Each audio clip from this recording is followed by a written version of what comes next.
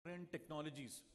And as CIOs, as change agents, your ability to integrate and drive these multiple concurrent changes is where the whole your whole challenge lies.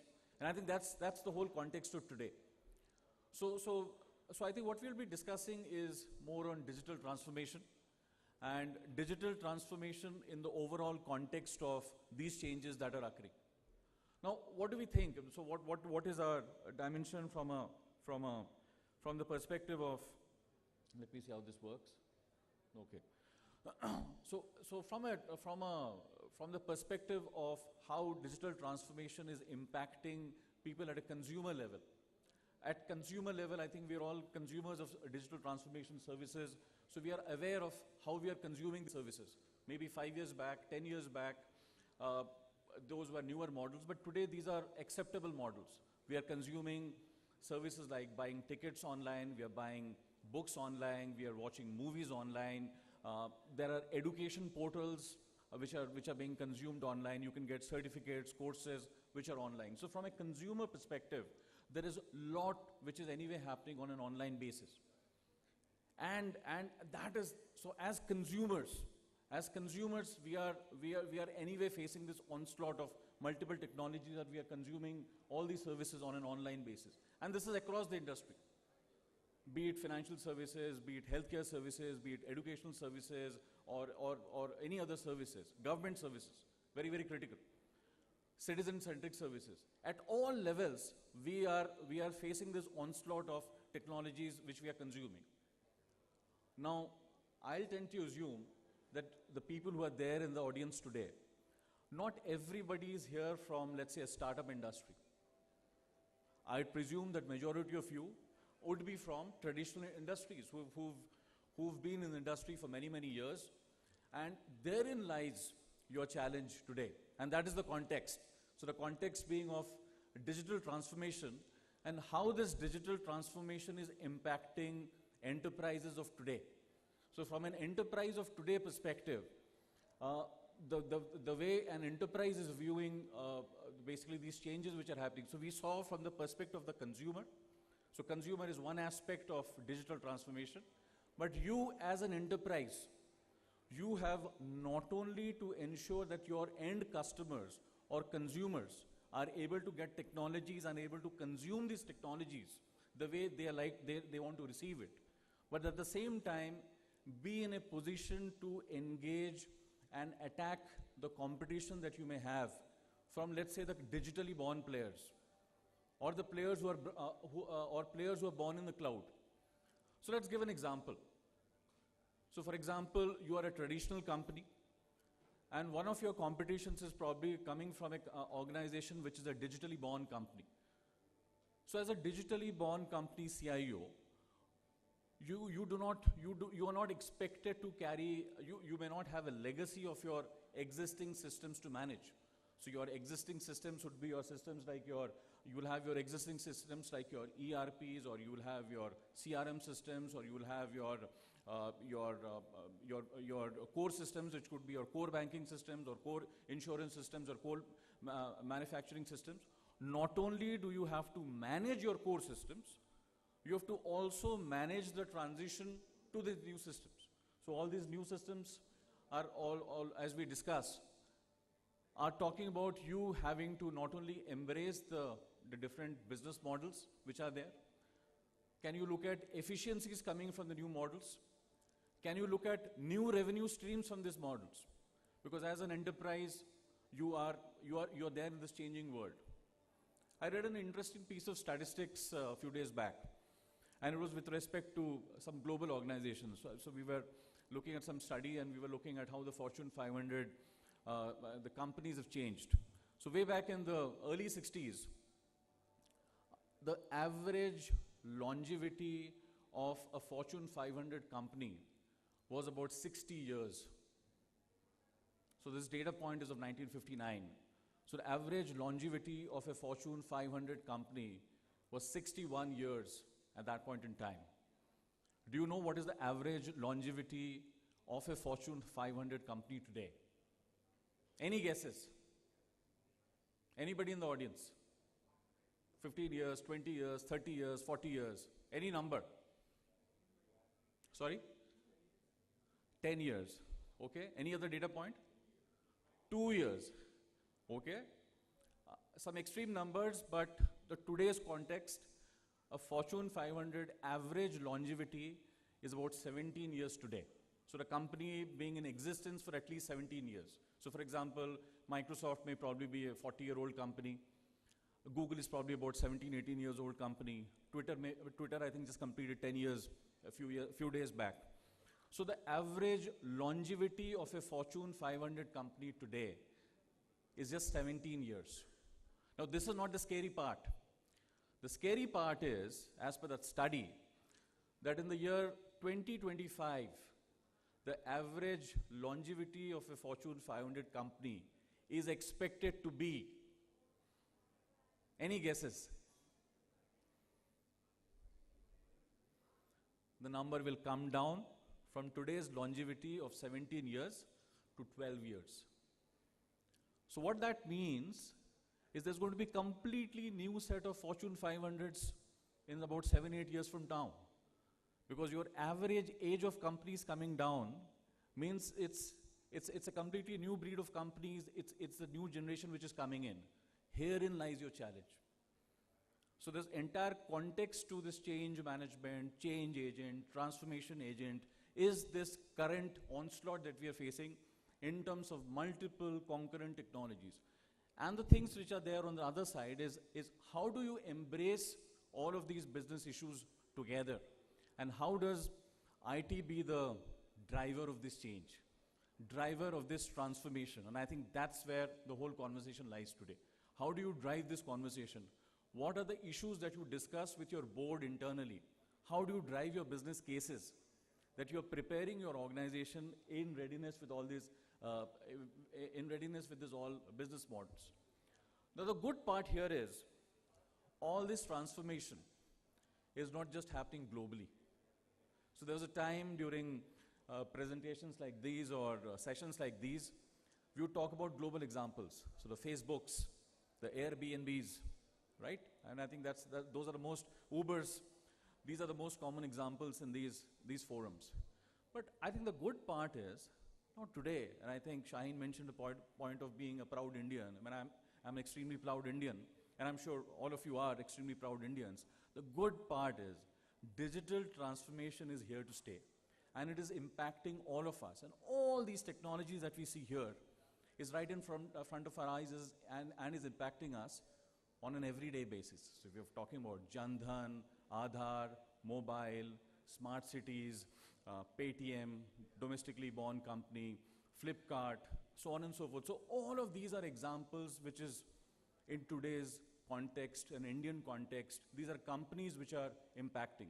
Jio, for example, a lot of revolution. They've completely changed the model that we consume technology, completely changed, radical change. And that is leading to a lot of people in the industry change their business models.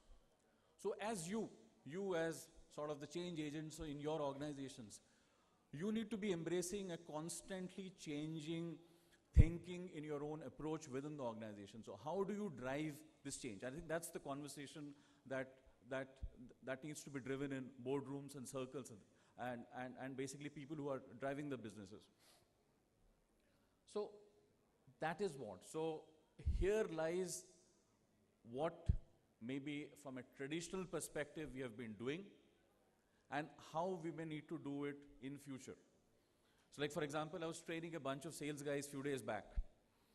And I told them, look, when I started my sales career, we had a different approach to meeting and engaging customers.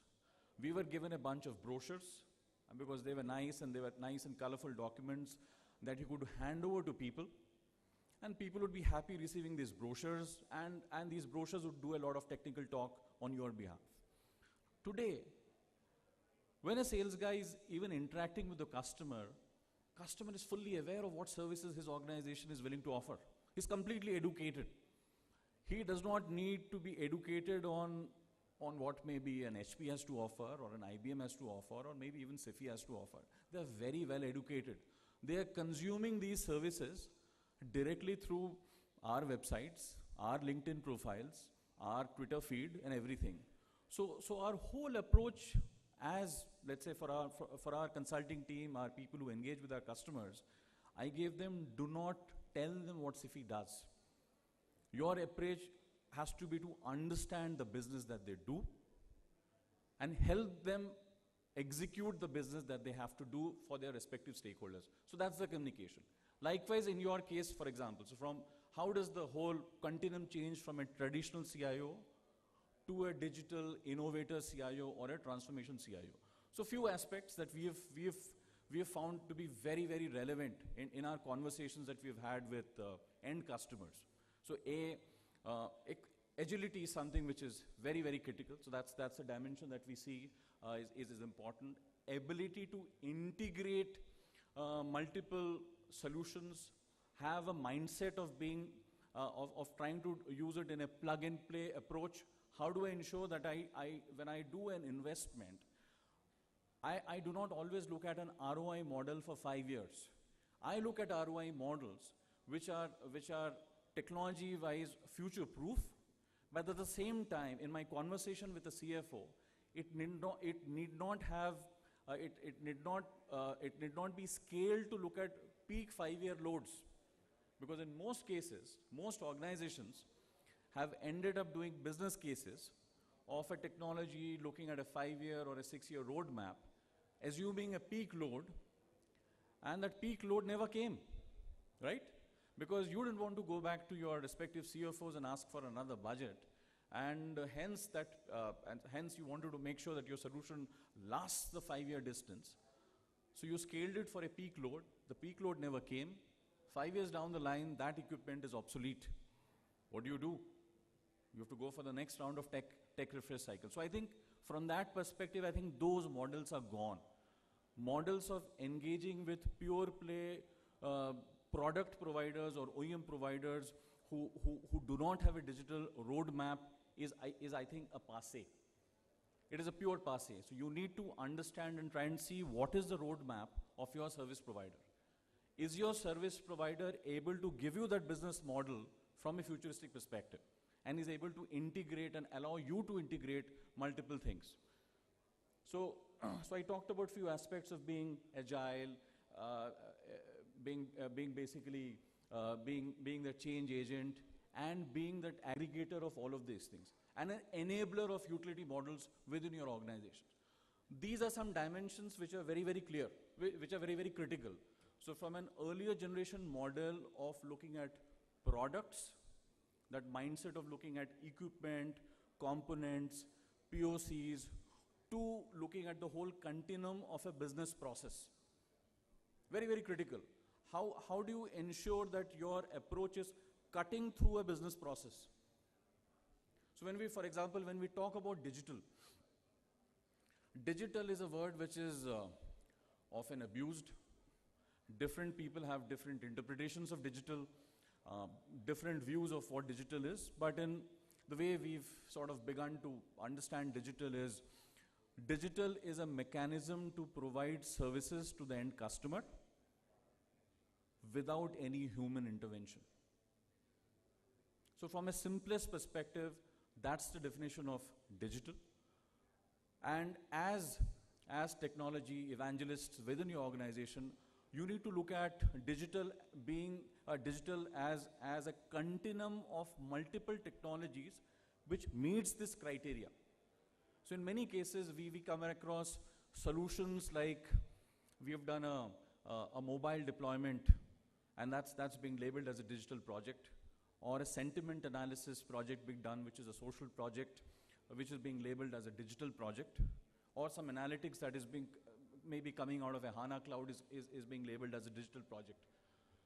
But is that truly digital? Answer is no.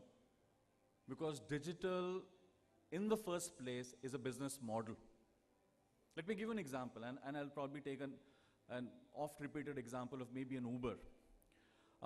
The reason Uber is a complete digital example, what is Uber doing? It is providing a matchmaking service between somebody who has vehicles, so that's the service, and it is providing a service to people who need vehicles.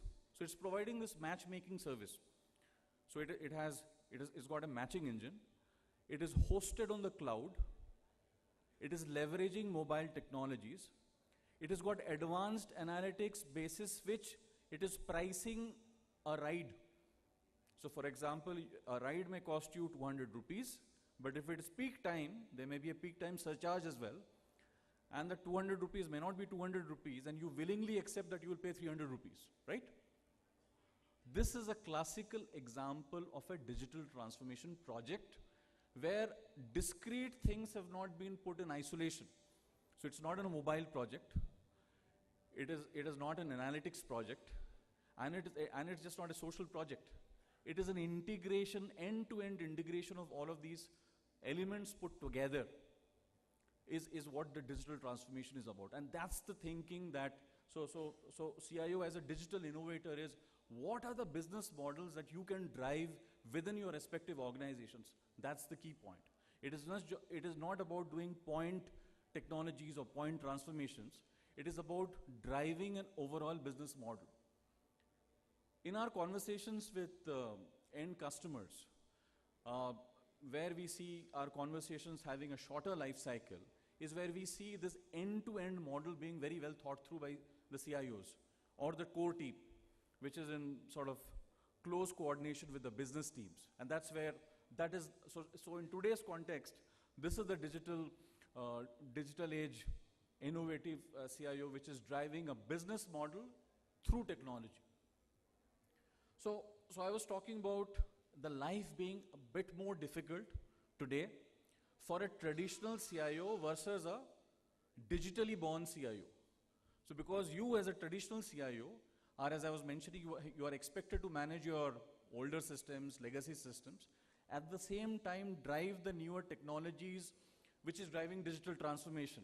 So it could be advanced, artificial intelligence, software-defined networks, it could be SMAC, IoT, robotics, all of that. And how are you consuming the services?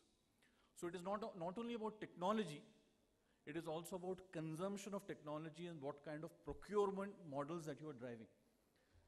Very, very critical. So your procurement model today is likely to be vastly different. So as a digital CIO, your procurement model may not be a particular box. It may not be a piece of hardware. It may not be a piece of software. It may not be a piece of maybe a set of people. It is how you aggregate all of this as a service. That is the procurement model which is something that we are seeing sort of gain in prevalence. So if you notice, so from a component aligned to a usage aligned, so usage aligned would be the way you consume maybe a vCPU, so that's a usage aligned. And business aligned is how do you price a transaction from being basically running a cloud to how do I give an effective end outcome to the end consumer, end internal consumer. That's the whole focus. How do you make everything business aligned? That's the core change that you need to drive. So therein lies, so I think one of the previous sessions we had that the talk about build versus subscribe.